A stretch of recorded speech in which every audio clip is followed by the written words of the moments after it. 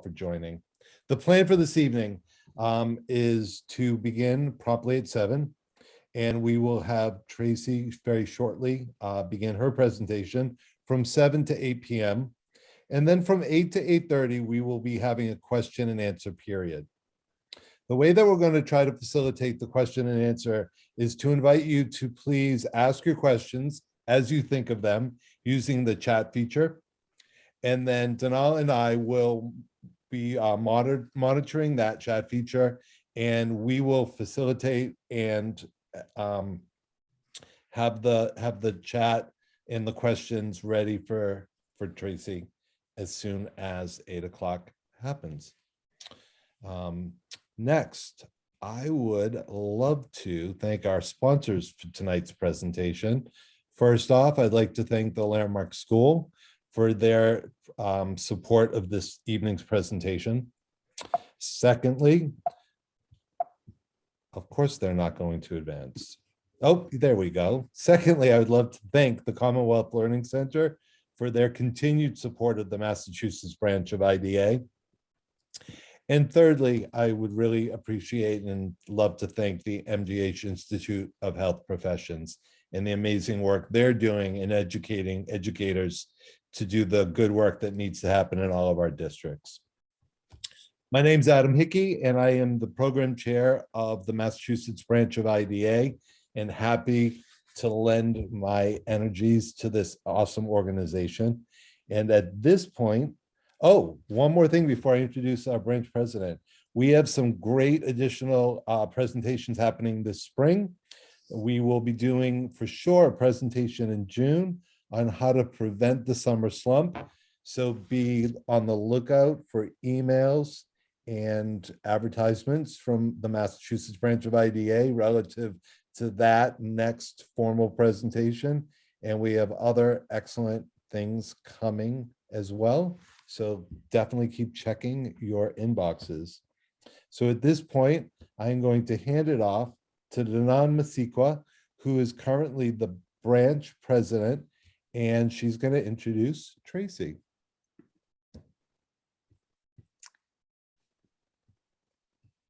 Hello, everyone. We're so glad that you're with us tonight. My name is Danan Masikwa, and I am president of the International Dyslexia Association Massachusetts branch. And I have the honor of introducing Dr. Tracy Whedon this evening, who is our speaker. Dr. Tracy Whedon is a seasoned and passionate leader dedicated to advancing literacy and academic excellence for children and adults. With a doctorate in educational leadership, Tracy has spent her career creating and building innovative programs, systems, and teams focused on providing enhanced learning opportunities and exceptional outcomes for students.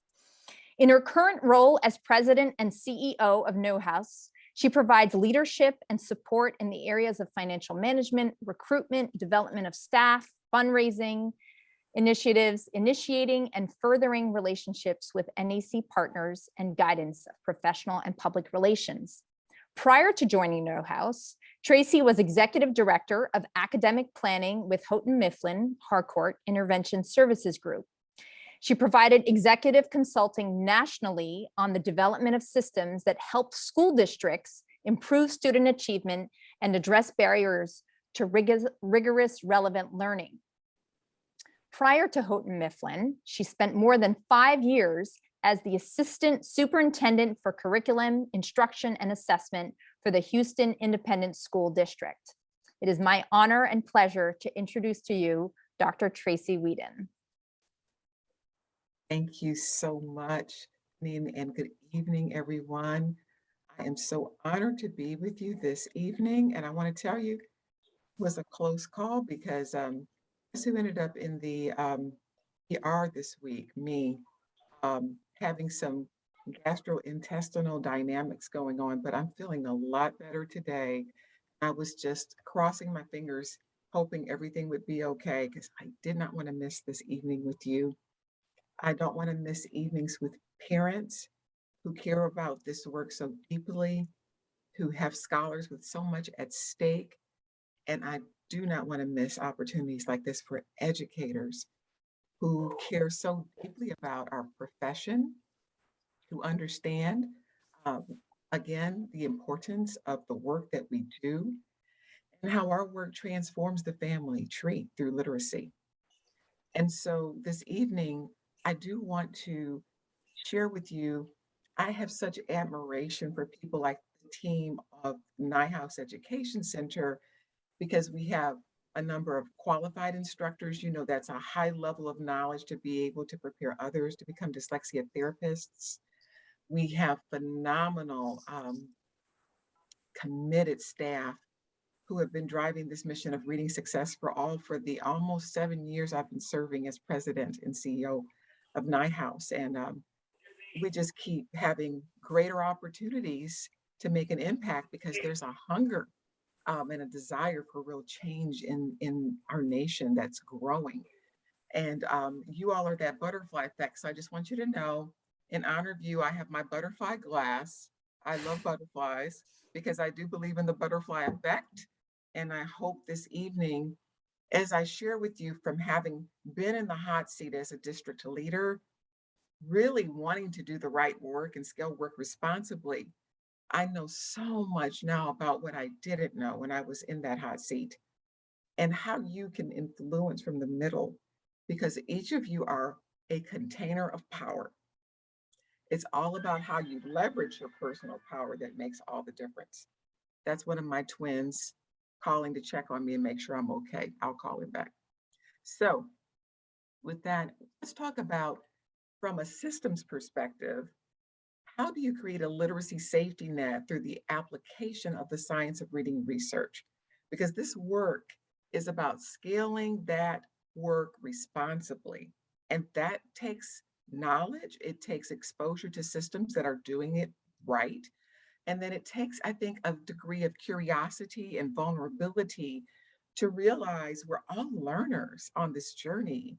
Nobody has all the answers, but we do have what I call lighthouse districts, lighthouse schools, where they are doing great work and where we're seeing a shift from students from below proficient to not only proficient, but achieving at advanced levels.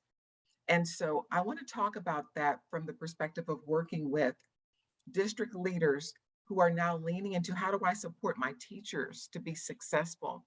No teacher shows up at school and says, you know, I want to be a loser today. I want to fail kids. That's my goal. No, they show up and they want to do the right thing by kids. And so when we get this work right, we bring honor to the profession that is well deserved for hardworking educators out there. I believe in working smarter, not just harder. People are working incredibly hard, but are we working at the right things? That's the question. So just to give you a little idea of the kind of exposure and experience I've gained in working nationally with my team at Neuhaus, we provide family support. We actually have a family support office so that when parents are hitting the wall and they're completely frustrated because their scholar's not reading, they can come to us and get some answers and support. I love the fact that we also serve adult literacy students, those who are dyslexic. Maybe they were identified after they got out of prison, and now they want to learn to read. So we serve those students and we don't turn anyone away. And I'm so proud of that work. And all of our instructors are certified academic language therapists. And then, of course, we believe in strong first instruction.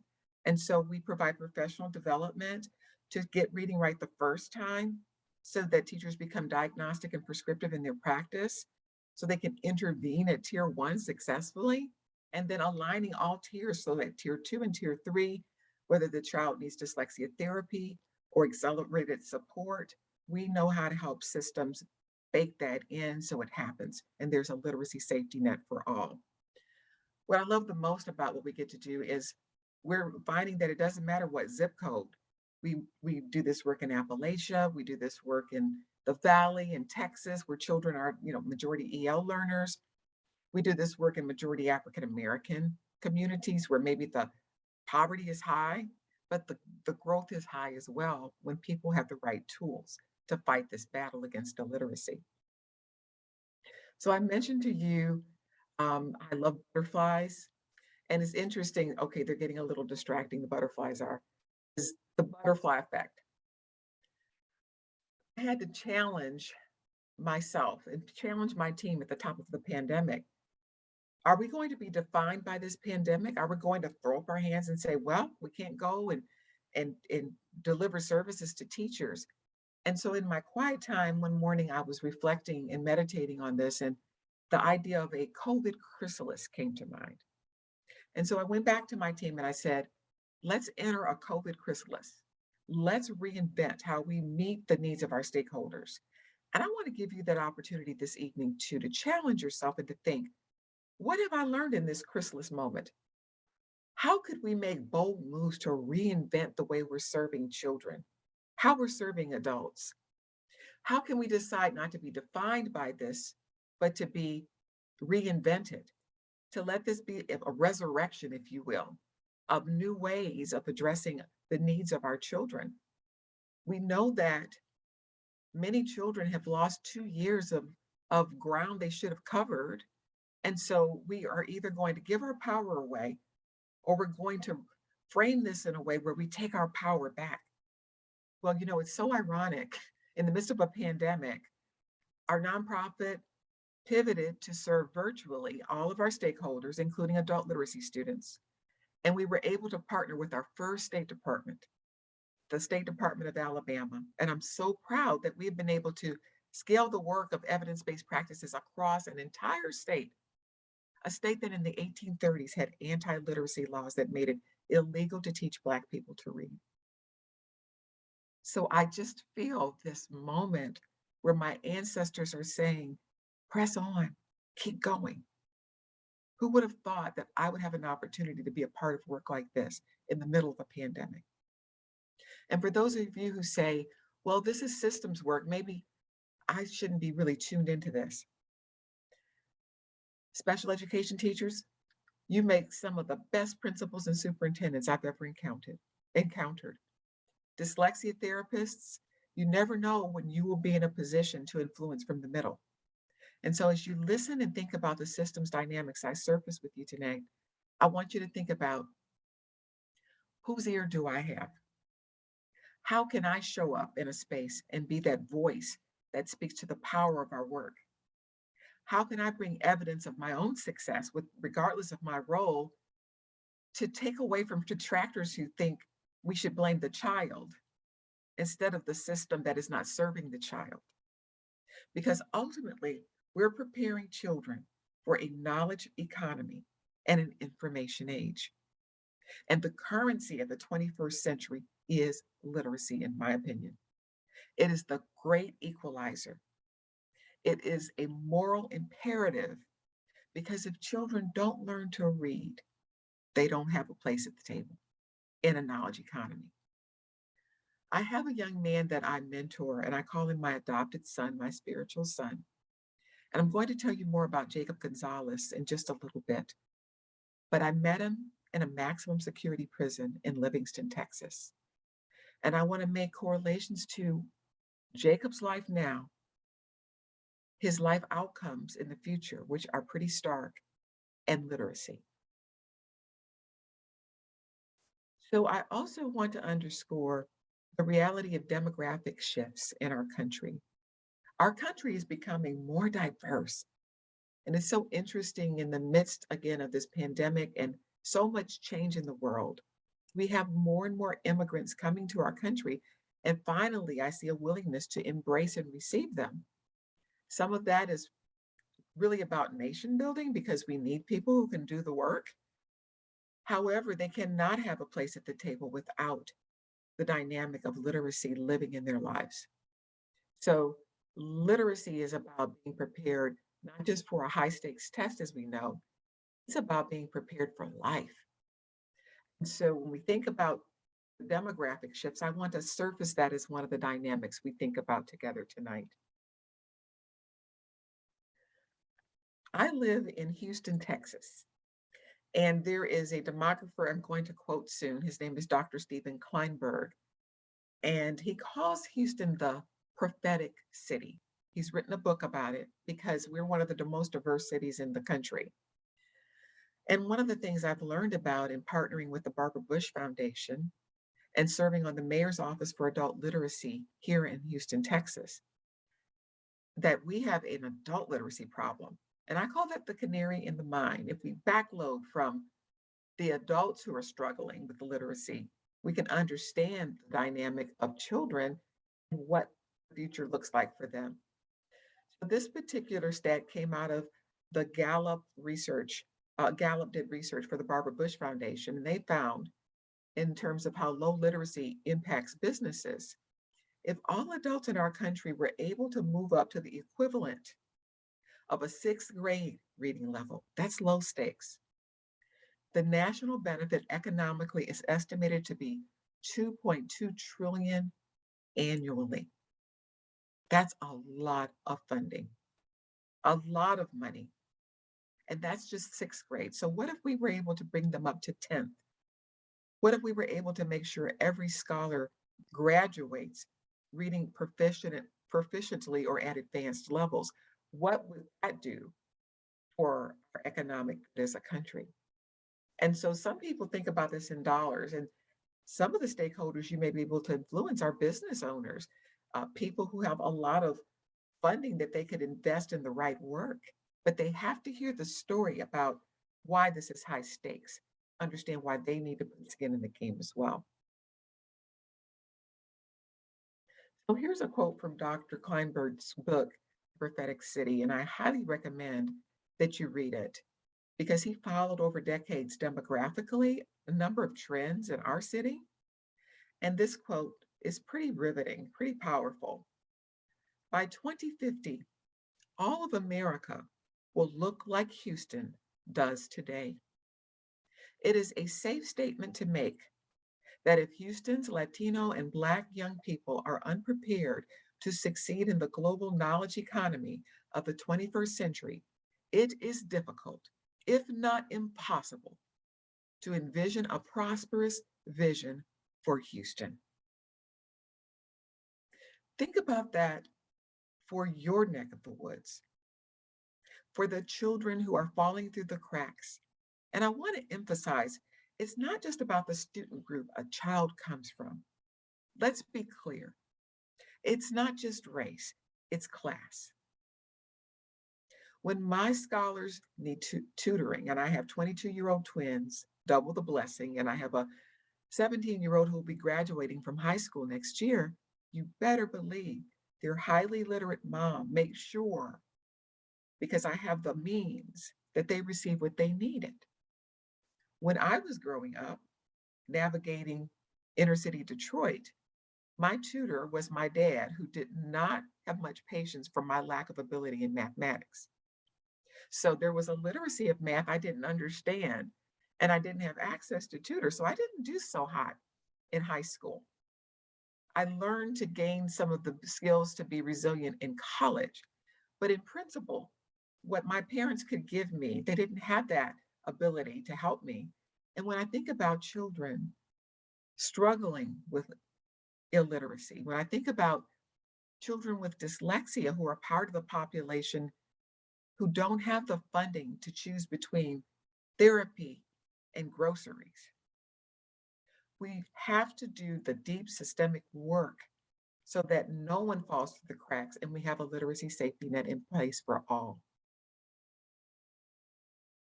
And my, how high the stakes are. When we think about 15 to 20%, dependent upon the researcher you're listening to, I know some say 10%, but that's a lot of Americans. That's a lot of people in your state, in Massachusetts. So if we're thinking hypothetically, 1 in 5 worldwide, what I see crystal clear now is that the school to prison pipeline is alive and sadly thriving all too well. The picture that you see on the right, it is evidence of a group of gentlemen that actually my daughter's printing off something for her class, I can tell. Please excuse that printer. She'll have to get it later. That I visited in a maximum security prison in Livingston, Texas. I spent the day with 60 inmates. These are men who were trying to earn a GED. because if they didn't earn that GED, their chances of parole were pretty low. Okay, it's coming through anyway.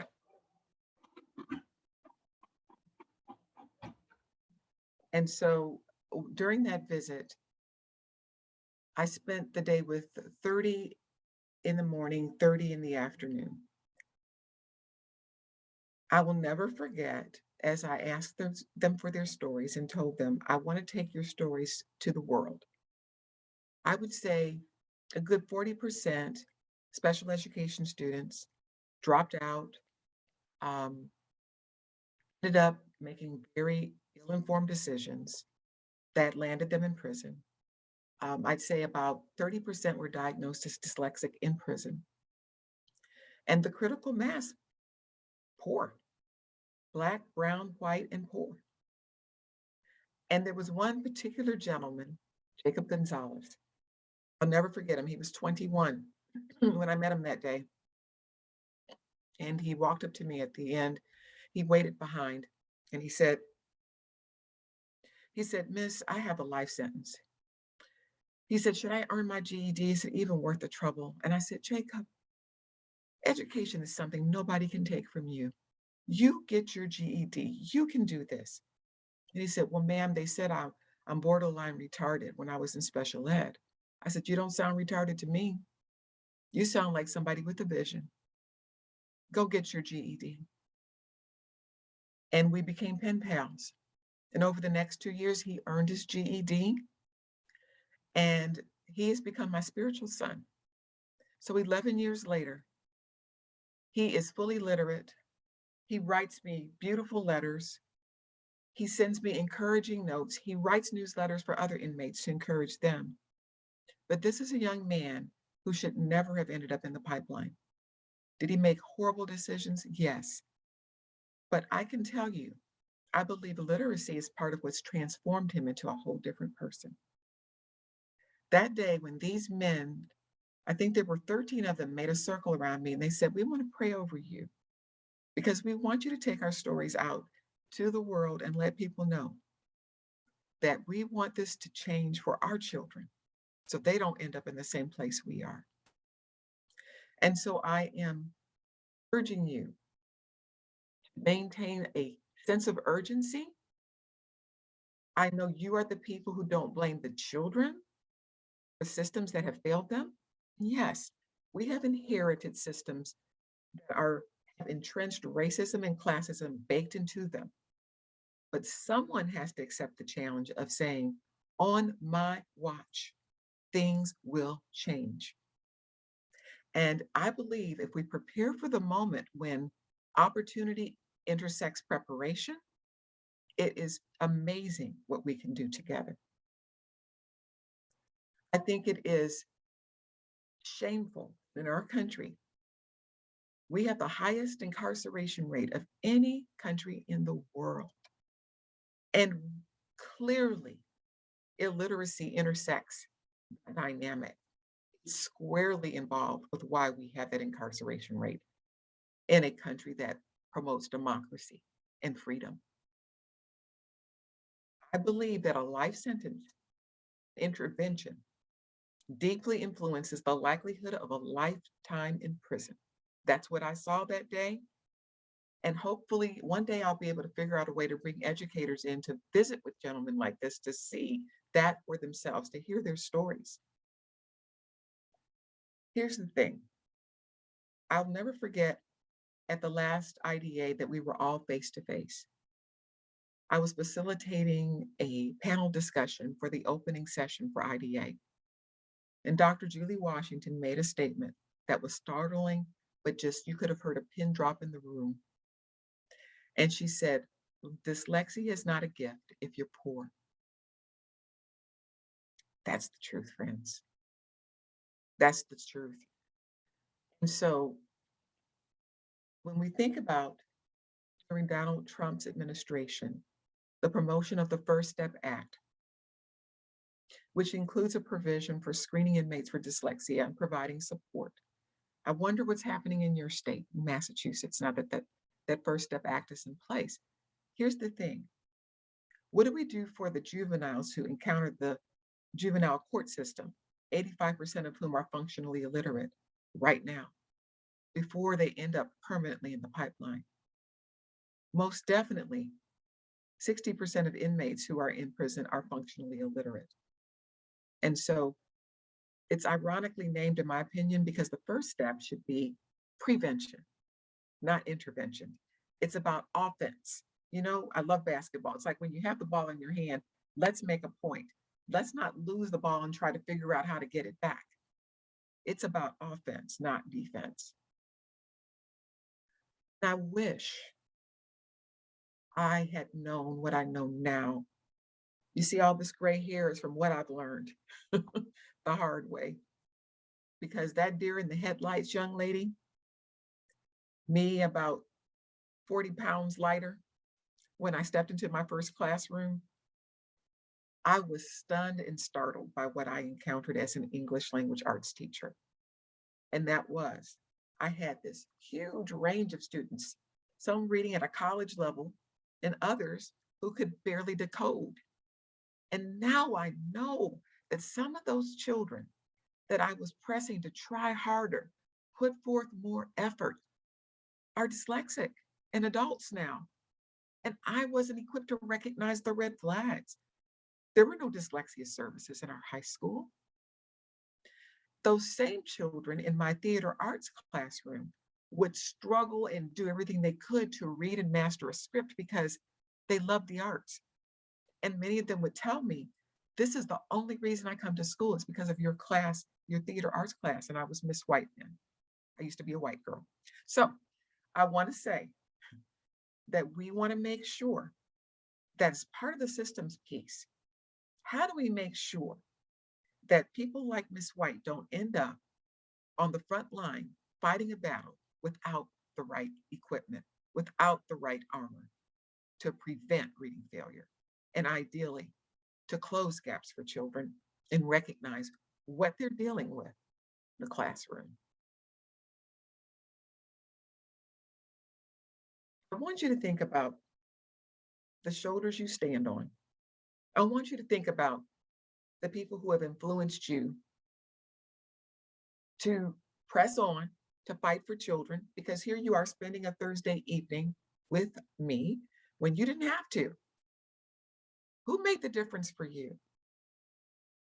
Because those individuals or that person, it might have been a teacher, it might have been a parent, but they did something to you that put a core set of values in your spirit that keeps you fighting the good fight.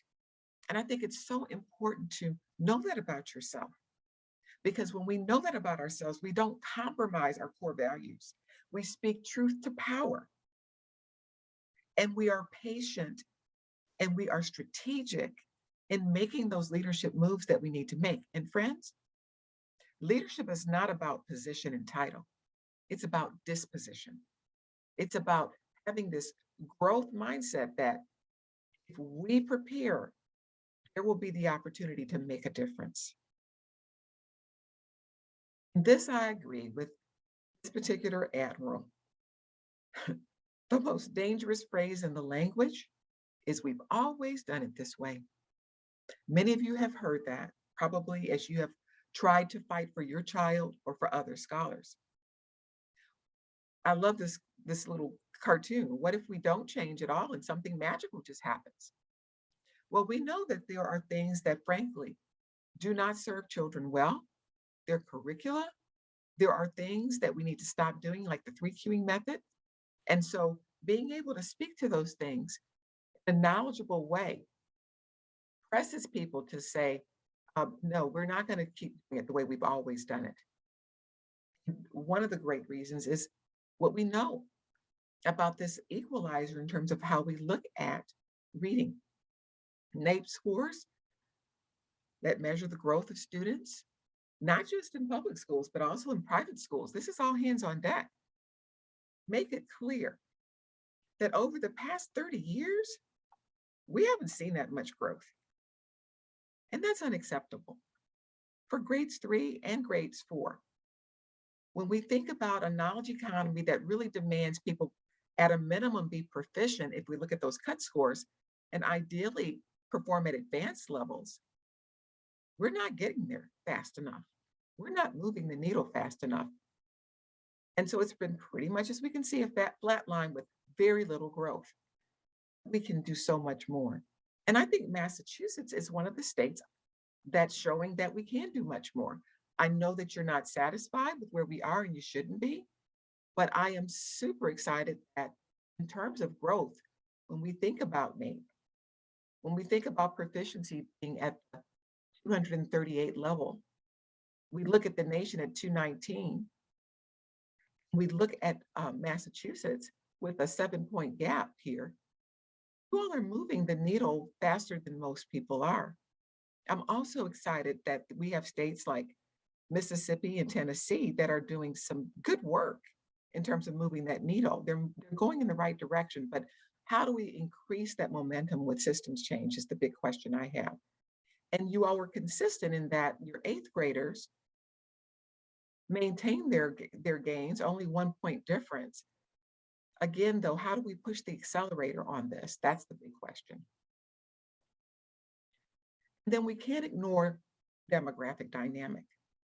When we look at the gap between students who are white, Black, and Hispanic, we see a 26-point gap between students who are Black and a 27-point gap between students who are white and Hispanic. Now, remember what I said earlier, we can't ignore class and that dynamic of economic privilege, because that's part of the picture. If we're not careful, it's easy to blame children who are Black and brown for systems that aren't working for them. We need to be a bit more sophisticated. So let's look at also for your state, students in terms of who are eligible for free and reduced lunch. So here we see a 26-point gap for those who are eligible and non-eligible. That's the way of looking at that dynamic of the economic impact. And it's very similar across the student groups that we just looked at. So we have to recognize that when children are navigating the war zone of poverty, there are barriers to learning that go beyond strong first instruction. But we can put that in place first, and we're going to talk later about how we can address other barriers to learning once we've laid the foundation of strong first instruction, early identification of children with dyslexia. Now, remember the story I told you about the prison inmates I visited. Here we see a gap in terms of performance of 34 points for children who are students with disabilities. And what I have found nationally is that some of those students end up in special education classrooms with dyslexia, who have dyslexia, and others don't. And too many special education teachers have not been honored in their profession by being armed with evidence-based practices so that they can serve students well. So the question is, how do we address that need to make sure all peers are aligned when we work with students in schools? So I'm going to move on beyond NAEP just for the sake of time and tell you, again, when I work across the country, our team engages with superintendents and their cabinet members. What we find is they're doing a whole lot of work. But the question is, to quote a superintendent I highly respect, are we doing the right work? And when we're informed and we know better, we can do better. This may look very familiar to those of you who are educators in the ranks right now. This was what I looked like when I was in the hot seat in HISD, serving as assistant superintendent of curriculum, instruction, and assessment. And by the way, this was a time when I was experiencing initiative overload to the max. As I was experiencing initiative overload, there was a ripple effect. My overload became the overload of the principals, of the overload of the teachers we were serving as well. Because everybody thought they had this priority that the school should be taken care of. Sound familiar? So special education department had its priorities, SPED, curriculum instruction, we had ours, leadership had their priorities, and our educators were just drowning in all of these priorities. So one of the important things I want to talk about in a minute is, what does it look like to get over this initiative overload dynamic? How do we help with that? Because educators deserve more coherence systemically. Before I get to that, though, I want to talk to you about this is research, and I'm so sorry the citation was not added, but I will get that updated for you. Someone tweaked this for me, and it didn't end up on there. But this comes out of the University of Chicago's research on the 5 essential elements for systems change. I want to backload to university partners. And I want us to envision what would happen if universities reinvented the way they're doing the work of preparing leaders and educators so that they walk in apprenticed in these practices with literacy as a centerpiece. So effective leaders are a key element. If any of these elements are not in place, there will be systems issues. So the principal works with teachers to implement a clear and strategic vision for school success. In my opinion, literacy is the most important thing to get right in any system because you can't be a great mathematician, science, you can't learn science, social studies, unless you can read. And so universities rarely apprentice leaders on how to do this work and scale it well. That includes superintendents. So one of my goals while I'm doing this work is to help universities reinvent preparation programs for leaders. What about teachers? Same dynamic. Are teachers prepared to understand the nature of how to do the right work and how to work collaboratively? Are we apprenticing them that way in university programs? There are lighthouse universities out there who are making really bold moves in this area. And I think we need to surface them and tell those stories to gain attention for those who need to step up their game in our university programs. Involved families, how do they engage families in this work as partners? The work of Dr. Karen Mapp, I highly recommend. She's out of Harvard University. If you have not heard of her, MAPP, look her up. She has something called the Dual Capacity Framework. And this should be baked into preparation programs because I remember making my first parent call with my knees knocking together. I didn't know evidence-based practices for engaging family, and they exist. Supportive environments. How do we create safe and orderly schools? How do we deal with social emotional needs of students? That is something that needs to be baked into every system. And then more than ambitious instruction for classes, it's about the right instruction for classes for students. Now I want to go back to the idea of the silo effect I referenced a moment ago and how departments are working, but they're not syncing up. One of the things I love doing with superintendents to understand evidence-based practices should be the centerpiece and the North Star of any district's work is to help them map their resources. When you woke up this morning, and when I woke up this morning, friends, we all got 24 hours. Deneen didn't get 26 or 27. We all got 24, right? So when we get that 24 hours, what are we doing with it? And what are high-performing systems doing that's different than others? One of the things that we encourage districts to do who are serious about getting this work right, go visit a system that we've worked with and backload. Have a mental model for what it looks like at tier 1, 2, and 3. Because then you can look at how you're leveraging time and you can say, we're wasting time here.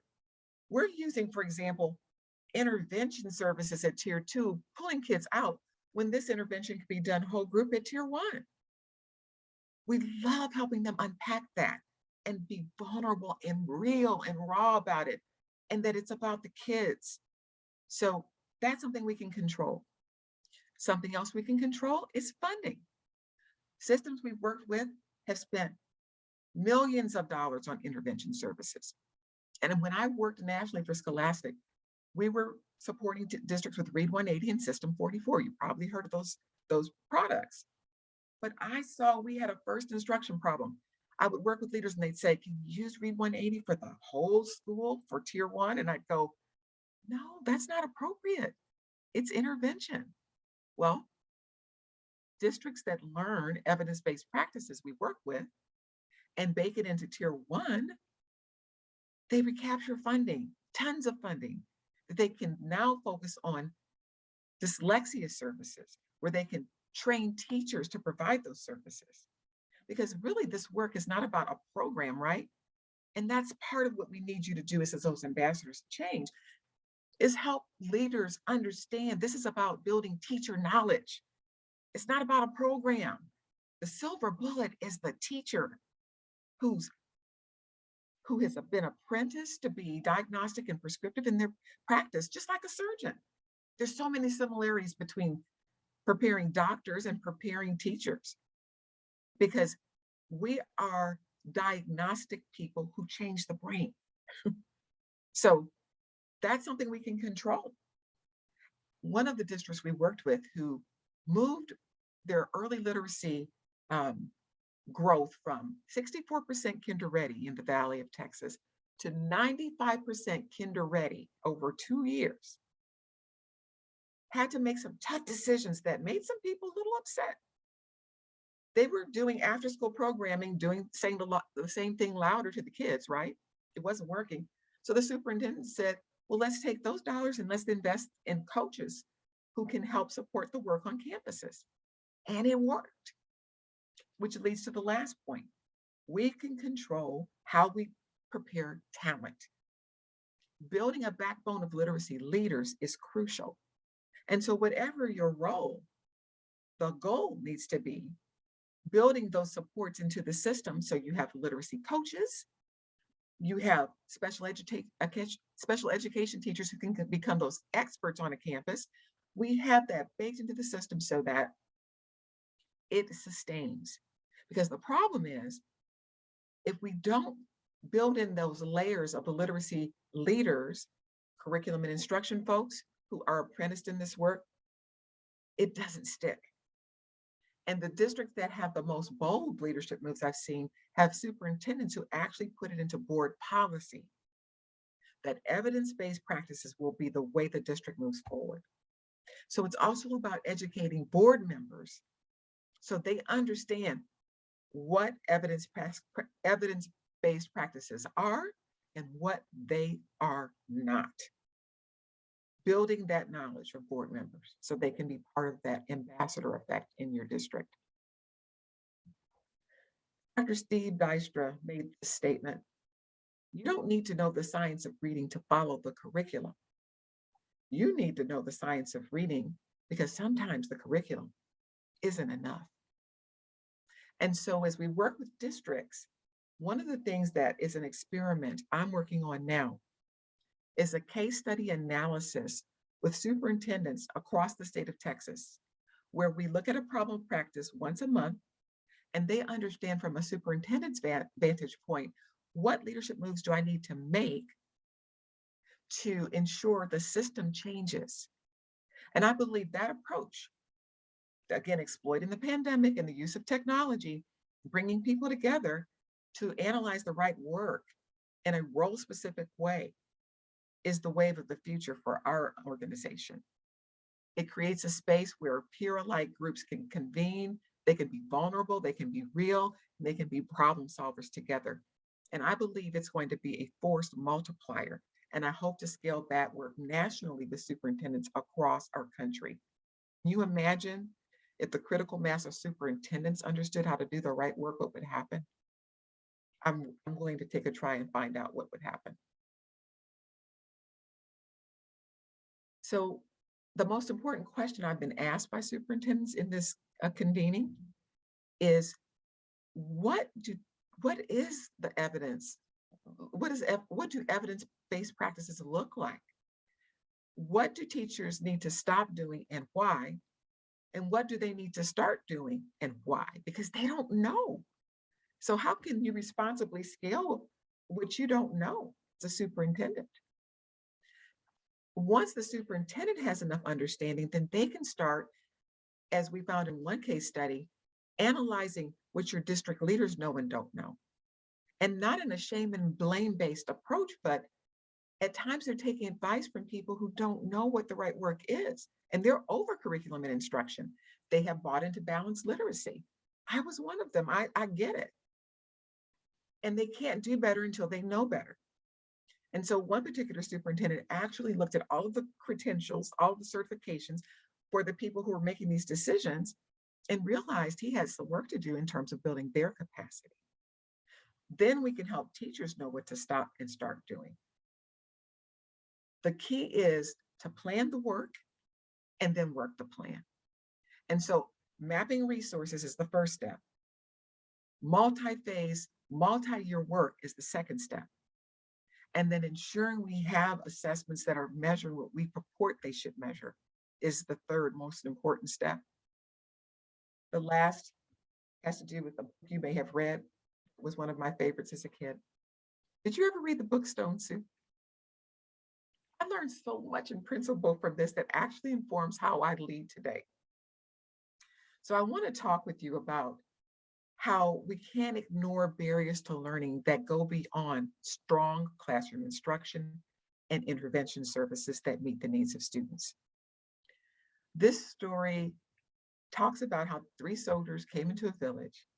They were hungry, and the villagers were very unfriendly and did not want to serve them anything to eat. They slammed their doors on their faces as they asked for food and help. So they put this big pot in the middle of the town, and they put stones in it, and they put water in it, and they set it to boiling. And one by one, the villagers came by to ask, "What are you making?" And they'd say, "Stone soup." And out of curiosity, they said, "Well, I have some carrots. Could I slice up a few carrots in your pot?" "Sure, bring the carrots on." And before you know it, another villager out of curiosity comes over and puts a haunch of beef in, and some celery, and then potatoes. And before you know it, the village is surrounding this pot, and there's this celebration where people have come out of their silos and they're all adding value. And for me, that's a metaphor for what we need to do for schools, because we ask our schools to solve all of the problems of the world, and they cannot do it alone. These soldiers had a vision, as you do, for change, and they knew how to invite people to the center square to be a part of this change, this evolution, and this revolution that we're involved in now. So one of the things I want to be sure to point out to you, and this is the work of Edelman and Taylor out of UCLA, Learning Supports. It is a way of inviting the villagers, if you will, to the table to address other barriers to learning. So at the center, you can put anything you want. It could be literacy, it can be STEM. But in this case, let's envision that literacy is in the center of this little diagram. Well, the question would be, what are we doing in terms of strong classroom-based approaches to enabling learning? How is that working? Do we have stakeholders who can help? Neuhaus Education Center, for example, who does this work nationally. Could they be a shoulder partner to help us map our resources, plan the work the plan? What about student and family interventions? What do we need for them if there are barriers to learning and maybe mom or dad are functionally illiterate? Is there someone out there where we could bring a GED program or literacy programs for families and affect the whole family unit? Who are those nonprofit partners? Home and family engagement. Who can we bring to the table? The beauty of this approach is that you don't have to do this work alone, and everybody is responsible for the metrics and measurements for success. I'm going to give you this quick story. Remember that picture of me during the headlights earlier? When I was working at McKenzie High School, high poverty, 100% African-American, except I had one white student the whole time I taught there. And we called him our honorary Black guy because he could code switch, and he spoke the dialect I grew up in beautifully. I was, as I mentioned, a theater arts teacher, and we did a play, El Haj Malik, The Life of Malcolm X. And a group of young men who were often in trouble in school, but amazing dancers, I talked into being a part of the play. And so they did this amazing modern dance, just startlingly talented young men. A former student of mine came and choreographed the play for me. We actually met Malcolm X's brother, who came to Detroit and met with my students to talk about his brother. It was just amazing. Well, we were preparing for our dress rehearsal, and the kids would go next door to the school. There was a Dairy Queen on the corner. And so the lead dancer, his name Terrence, was seated on a little bench where they would always eat. And in a case of mistaken identity, a young man walked up to him, pulled out a gun, and shot him. Terrence jumped up and ran across the street, but he collapsed in the street. My students who were on the scene and witnessed it ran to my studio where I was preparing, weeping, broken. And they said, "Miss White, Terrence was shot and I don't think he's going to make it."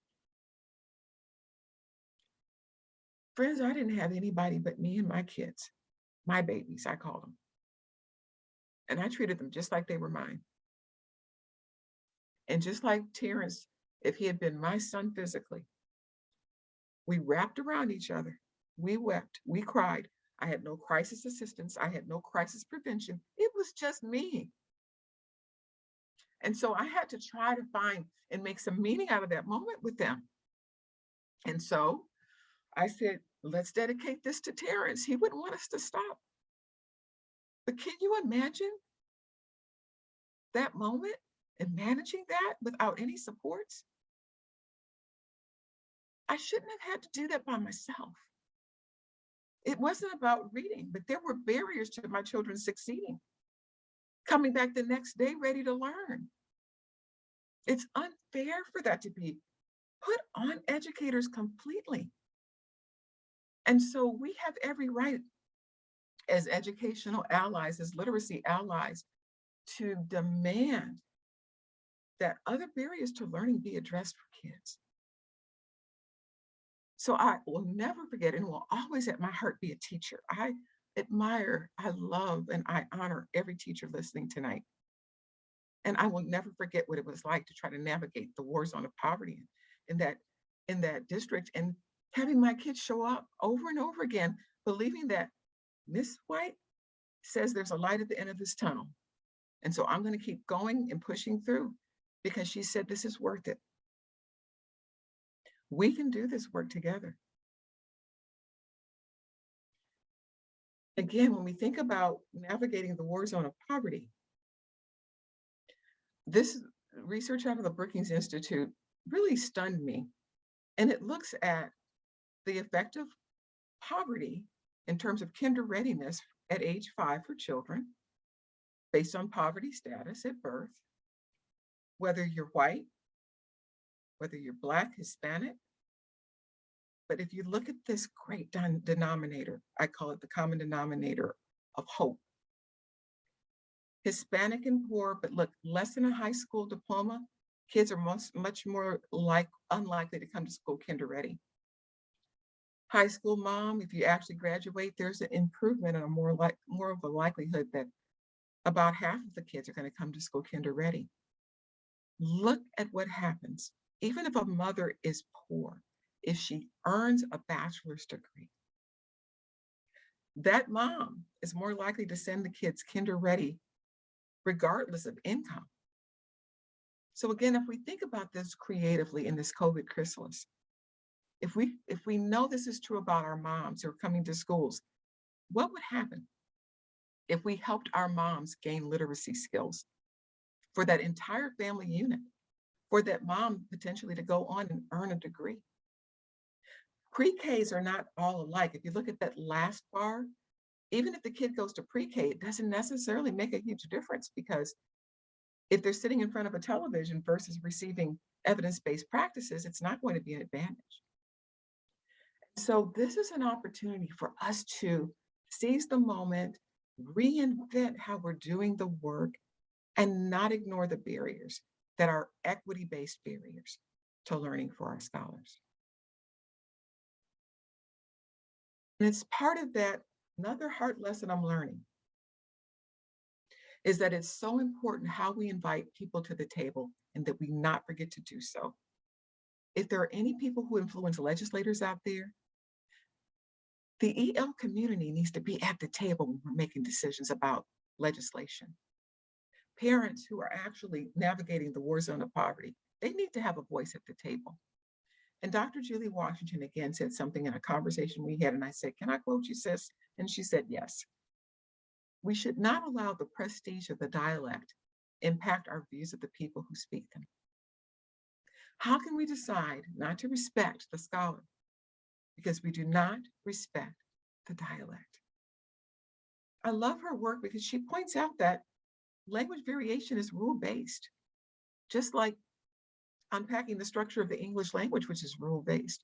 And we can either approach this work from a deficit mindset or an asset-based mindset. So whatever our role, whether we're shaping legislation, whether we're doing the work as a district leader in central office, whether we're a principal or a teacher, let's look at the assets that the parent brings to us. If they are a majority, if they're not a majority, if they didn't grow up learning English, they speak Spanish, that's still an asset. It's a very transparent language. There are ways that we can honor the dialect or the language variety somebody comes to us with. And this is about nation building. This is about bringing us together. So how we show up in a room, how we communicate nonverbally, if we're kind of, looking down our nose, or we're saying, we're inviting you in, people can feel the difference the minute they encounter us. And it starts between our ears. That's where the battlefield is. It's about how we frame and how we think about the work. This came out of a publication that Dr. Washington and Mark Seidenberg co-sponsored and co-wrote. Reading depends on spoken language. For most children, the language they bring to school will support learning to read, but for some children, their language skills differ in important ways from the classroom language variety. And teachers rarely receive guidance on how to enhance literacy instruction to meet these children's needs. Friends, this is the next level of opportunity. So once we have systems with alignment around evidence-based practices, I'm eager to dig into research on language variety and how do we better meet the needs of children who may speak AAE or have that language variety, who may come from Appalachia and have a language variety. That's the next level. That EL learner who's learning English, how do we advance their learning? So there's so much wonderful work that we get to do together. When we think about the effect size of a well-prepared teacher, according to Hattie's work, and a well-prepared leader, this is worth fighting for. This is our future. It's beautiful, it's diverse, and it's exciting. When I enter classrooms and I see children with smiles like this because they are learning the structure of the language, and when a superintendent walks in with me, they don't know what they're talking about because they haven't learned it, but the kids do. And the generational impact of children who understand the structure of the language and are sophisticated consumers of their own learning, it will have a seismic effect long-term. So to wrap up this evening, two last big ideas. This is the work of Joyce and Showers, and they look at how coaching is so crucial, again, as we do this work. I can't emphasize enough how much I've learned about the power of going beyond theory and building teacher knowledge. As we do see some improvements and increases, % here, skill implementation, 5%. What I'm telling leaders all over the country is there's almost zero or no transfer to application. Teachers deserve to have that demonstration piece added, as we have in all of our professional learning. We see a huge increase in knowledge and skill. We still don't see transfer in terms of classroom application. What happens when we add practice? We see a major shift in terms of knowledge and skill when we practice like we're working with students, still only 5% transfer. However, when we focus on coaching supports and systems, translation is dynamic, it's huge. It is the game changer. So again, as you influence from the middle, does your system have this established? And if not, who can you influence? Send them my way so that we can let them know. If you want translational change to classroom, this is a must. This is an imperative and a non-negotiable. I want to end with this quick look at Lexile Levels, which is a really interesting measurability of reading You know, how complex is text? It really shows how important what used to be a 1200, they've recalibrated 10 years ago, has now risen, and 20 years ago to a 1300 Lexile level. The whiskers are evidence of the range in terms of where students will encounter text complexity. But for high school, kids can't navigate text if they're not reading within this range in terms of Lexile levels. I want to point out in particular, military, which is often a way that folks can get a way out of high poverty situations, but if they can't read well, military is not an option for them. If they're dyslexic, it certainly isn't. They've never received services. Workplace, you see this huge range in terms of ability to read. And the text complexity is going to increase because we're in an information age.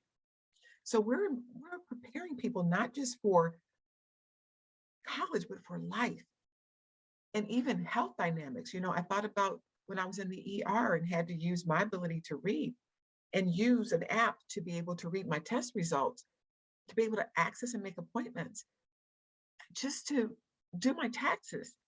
We have to prepare people for life and not just the workplace. And so you can see this range in terms of opportunities.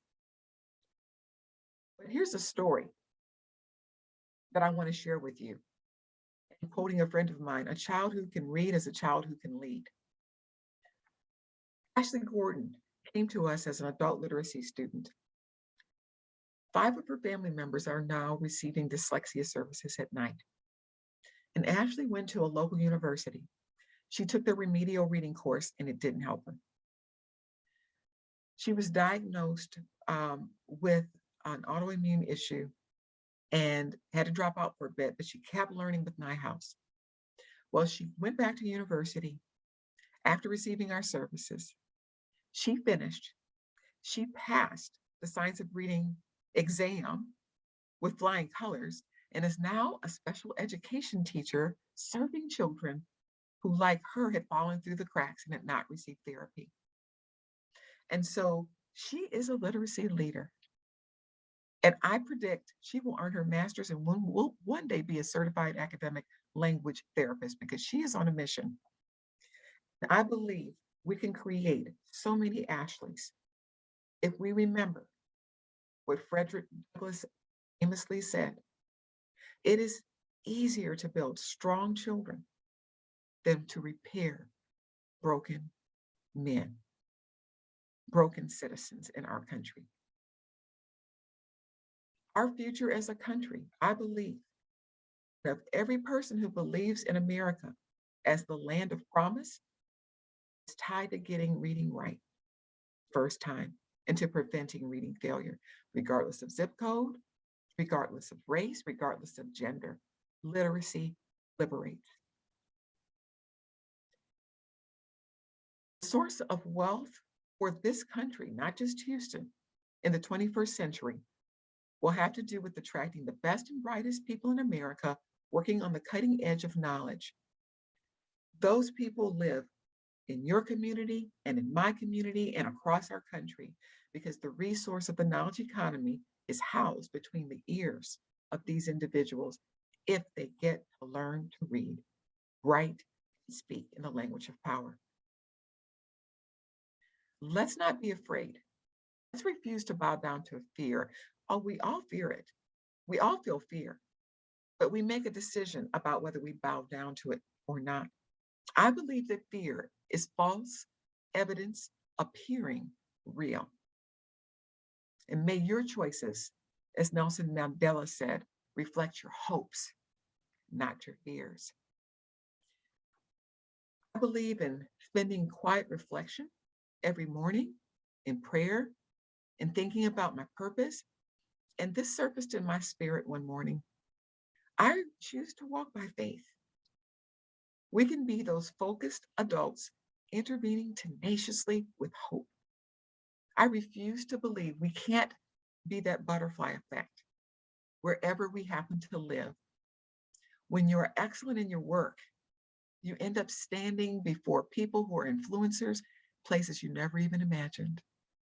And I'm going to believe in the butterfly effect in each of you and encourage you to press on, keep fighting, and look for that light that leads us to literacy that liberates. Thank you for your time and the honor of joining you this evening.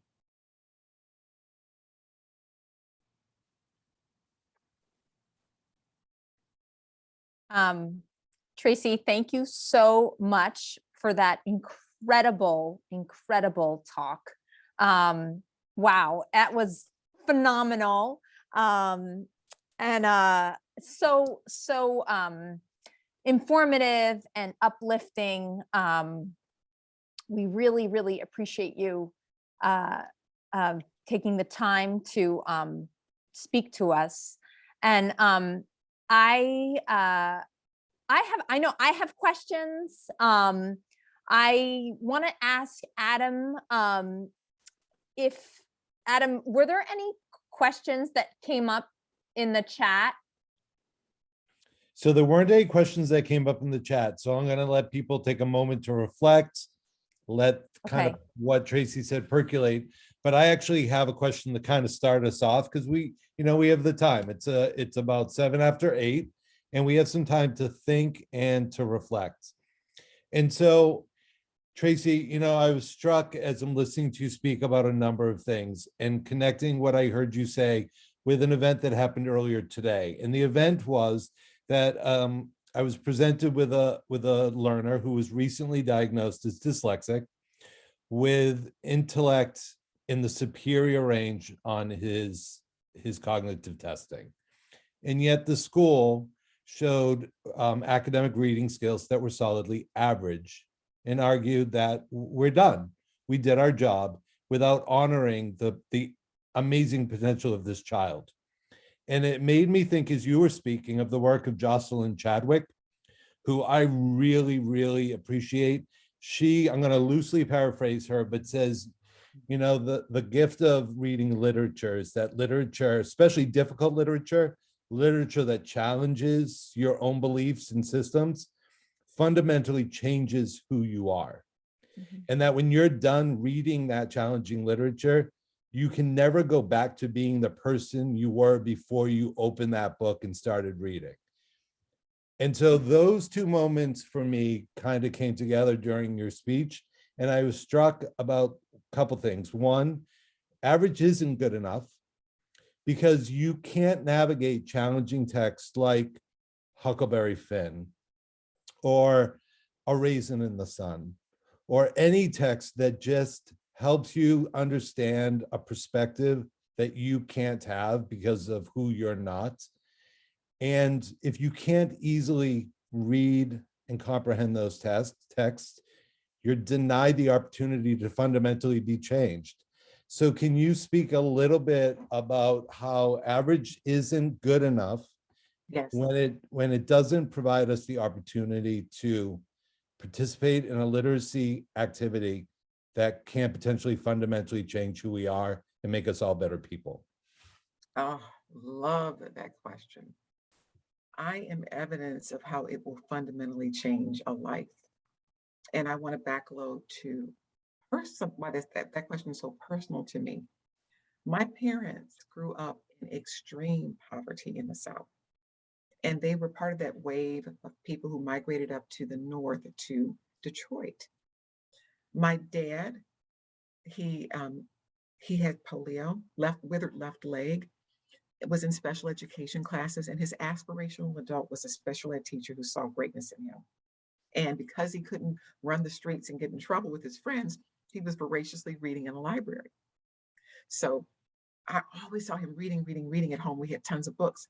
My mom was a struggling reader. Because of family dynamics, she ended up in a broken home, went to 10 different schools. And so she had these literacy gaps. And she was determined that the 7 of us, I'm the oldest of 7, would be voracious readers. So even though she had struggles with reading, we lived in the library, and I read series after series, and every one of us, all 7 of us, have a totally different life trajectory because of literacy. the Louisa May Alcott series, C.S. Lewis. I mean, you name it, I read it. But it was well above grade level, to your point. So I encountered new vocabulary, and I would speak words, and my dad was like, that's not how you say it, but you know the word, right? So they would help me with the pronunciation of words, but they were in my lexicon. And if we limit kids, then they don't have that background knowledge that we can build through literacy. They don't have the vocabulary, the academic vocabulary. And so we wonder why we're losing ground. And I did not point this out, but it's so important that we apprentice teachers regardless of the content area they're teaching in evidence-based practices. Because, well, let's say a kid loves math, then they deserve to be apprenticed in the literacy of mathematics, social studies, etc. And so the lexicon of words just grows and grows and grows if we put skin in the game across all content areas. And the fastest improving systems do that. We never know what will cause a child to take fire and want to read. And so if we cover our bases with all content areas, music, PE, I don't care, it's everybody, all hands on deck, then we're going to build that literacy efficacy for the child and not put a ceiling on them like we do with leveled readers. So I love that question. And I wouldn't be here had I not had a mother who thought like you do, Adam. I think also it's about educating business leaders. It's about educating folks who are thinking proficiency is the bar. No, that's not the ceiling. The ceiling is advanced level reading. And feel free to use the things that I've shared with you tonight to make the case for, in a knowledge economy and an information age, this young man deserves to be a game changer in our society by reaching that ceiling for himself. And we hear from so many parents who are so frustrated with that particular conversation. We need to inspire educators to want more for all kids. That's Yeah. great. Thank you so Thank much. you. Yeah, thank you so much. So one of our participants also had a question. And this actually pertains to when we talk about system changes. You were talking about how to change systems. So this was a great question asking, do you know of any survey or inventory that can be shared with superintendents so they can reflect on their knowledge of leadership for learning and supporting the systems that are in place? So something that has some prodding questions that might help superintendents think differently and therefore do differently. Stay tuned. I am working on a book that will have that embedded. I call it a literacy blueprint. And my goal is to get that information into hands of people like you. So yes, I have a draft of that. And I have a sense of urgency by the end of this year. It's got to be done. I have a publisher who's interested. So, say a prayer for me that I can hurry up and finish this, because that's such a powerful question. They need guidelines, and as you said in your question, powerful questions to ask themselves so that they can be the champions of this work. And so, yes, it's baking, it's in the oven. Thank you. That's great. I actually have a question, and I'm your talk was so uplifting, and your personal stories and the moving from the more intimate to the more big picture system changes. And I know that our audience today, we had parents, we have educators, we have administrators.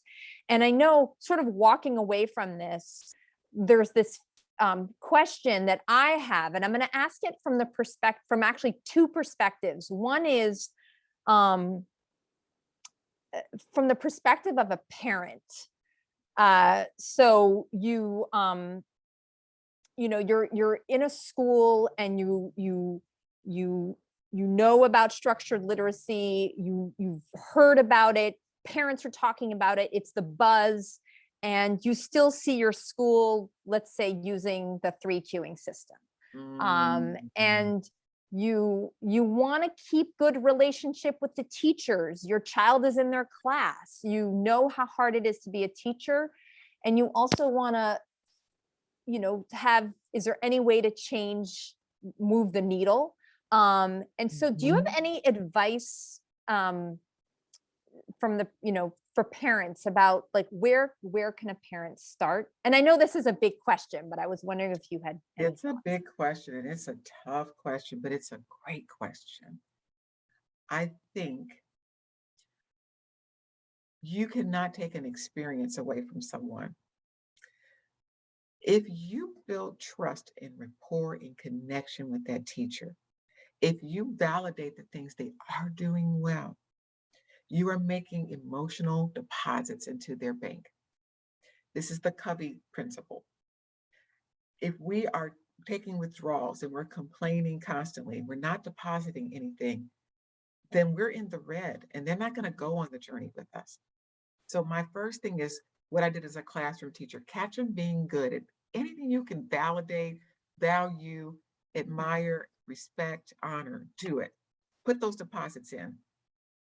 Secondly, if you have a lighthouse district or school near you that they're actually doing the right work, see if they will take a visit in that school to see how the work has unfolded.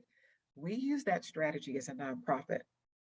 And I'll give you the example of a teacher in the lowest performing school in Akron Public Schools in Ohio, and the 8th lowest performing in the state. So the superintendent and his staff flew to Houston to see a lighthouse a lighthouse campus in action. And after they saw it, they said, we want to send the teachers from this school and their principals. They flew in. When they were preparing to make the visit, one of the kindergarten teachers was just like this. She's like, my kids are doing fine. Why do we need to do this, right? When we left that school, she was on fire. She was bossing her principal around. We've got to do this. We've got to do this. And telling her, giving her direction, right, on how they had to do this. She became the greatest champion of the work.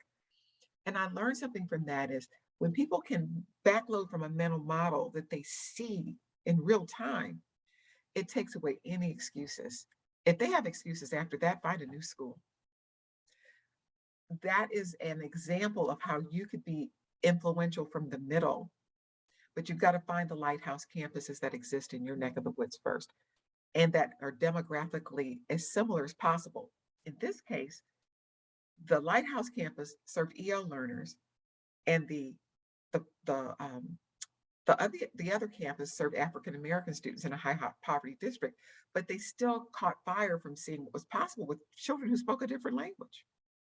So that's my recommendation. Thank you. That's super helpful. I'm gonna, so there's another question that just came in. And Adam, do you see it? Oh, sorry. Is Adam on mute? I am so on mute. I apologize. So I will read this question. Here it is, quote, I often think about how much is put into schools, but are there other societal supporters that this outreach can address? Planned parenting, pediatrician offices, Lamaze classes, for example, and support parents before they become the parents. Will this help move the needle, be preventative rather than reactive, inform them of lighthouse campuses, etc.?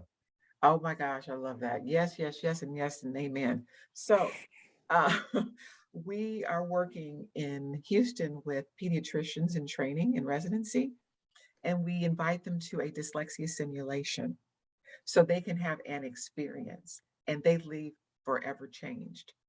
I think that's important to do with people who are funding initiatives from foundations. We do the same thing with them. Before we bring a board member into Neuhaus Education Center, they go through the dyslexia simulation. So that's an example of how you can give people, again, an experience, but definitely, yes, we need to have all hands on deck. I present to business leaders. I've even gone to groups of pastors I got to do a testimonial at Lakewood Church. I will talk to anybody about this. So I believe it's really about, like you're saying, building awareness and helping people understand how they have skin in the game. Maybe for business leaders, they have volunteer hours and they could get their people trained through a nonprofit like Neuhaus to go in and offer to volunteer and read to kids and reinforce their skills. Maybe there are pastors who could start in their community centers adult literacy classes for struggling adult readers. There's so many ways that we can attack this problem. It's a multifaceted strategy, I think, and it's chess, it's not checkers. It's Mhm. been very strategic about how we pull those stakeholders in, make them feel it viscerally, and then give them that opportunity to be a part of change. Thank Thank you. you. It's great.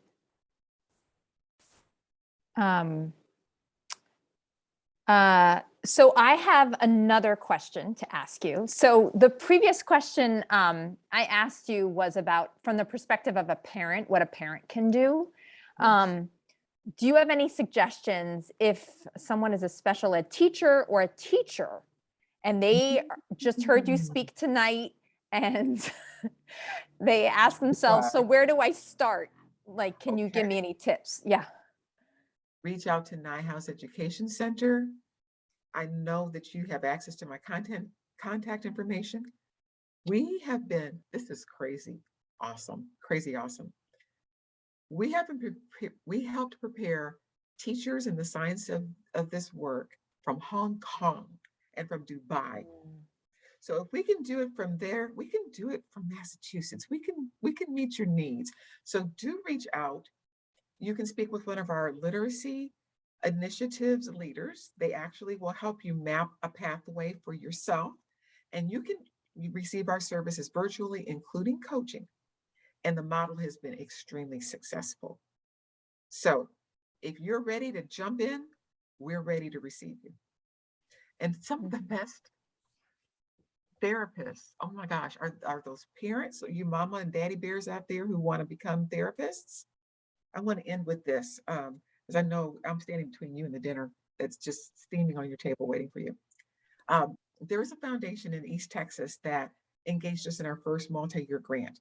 And it became very personal for the president of this foundation because he had a third grader, brilliant, like Adam described, couldn't read as a third grader.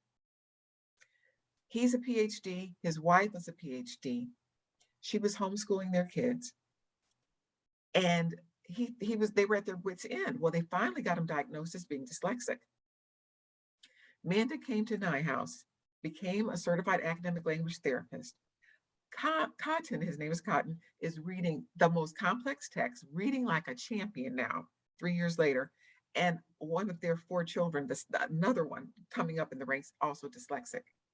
So he has this sense of urgency about funding deep work across East Texas. That's why our butterfly effect cannot be underestimated. And you are a container of power when your story and an experience are combined for people that you can influence. Thank you. Thank you so much. I think I want to end on that note because I think it's such a nice way to wrap up the evening. And I want to thank you, Tracy, so much for sharing your time with us, and such an incredible evening and talk, so informative, and we really appreciate it. So very, very grateful for this evening. And would it, if people want to, because I know people are going to ask, like, can we get in touch with Tracy, or what's the contact information? Is it through your website, the website for the Yes, Neuhaus? absolutely, through our website. And Okay. I'll make sure that the PDF of the presentation is given to you and that my contact information is. Oh, that'd be great. Okay, so we can share that, the PDF. Okay. Yes. Okay. And I just want to say, in case no one has said it lately to you educators out there, thank you for your service. And please don't say I'm just a teacher. You are a VIP, a very important professional. And I wouldn't be on this Zoom without people like you living my purpose with passion. You are so very important. And I am celebrating you wherever I go. So thank you for what you do. Thank you so much. Thank you. Yes, I completely ditto that. Incredible, incredible work that teachers are doing every single day. Thank you everyone for coming tonight. We're so grateful that you came, and we will have an upcoming webinar coming up towards May and June about how to prevent summer regression for your child and your students. So please look forward to upcoming events and webinars that we have. So good night, everybody. Bye. Bye.